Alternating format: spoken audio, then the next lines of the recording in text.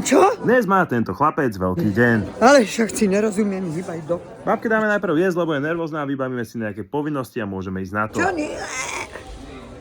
Vy už krékaš, jak žaba, keď skapína. Dobre. No aby sme sa dostali k veci, tak tohto teraz už 30-ročného pána asi už poznáte. Hello, this is the famous actor from Slovakia. Thomas Sitke, if you didn't know him, sediaci kľúč po slovensky.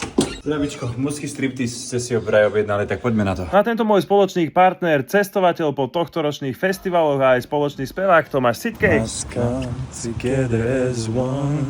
come together as one a splnil si svoj herecký sen a hrá v divadle. Malo to 3 hodiny, vstupenky boli vypredané, nám sa to páčilo, bola pauzička, keď sme stihli aj mekáč ďalší. Na storke som sa vás pýtal, či by ste mi nemohli pomôcť, čo asi Tomáš prežíva, keď sa takto tvári, a všetci ste sa skoro zhodli. Tomáš bol ale parádny, my sme si to užili, krásne spieval a sme na ňo hrdí.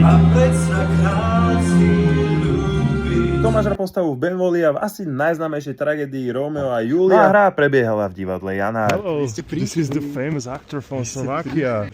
Krásne si spieval, ako najlepšie. Tomáš mal inak aj 30, tak mu môžete zablahoželať. Yes, congratulations my neighbor. Thank you very much.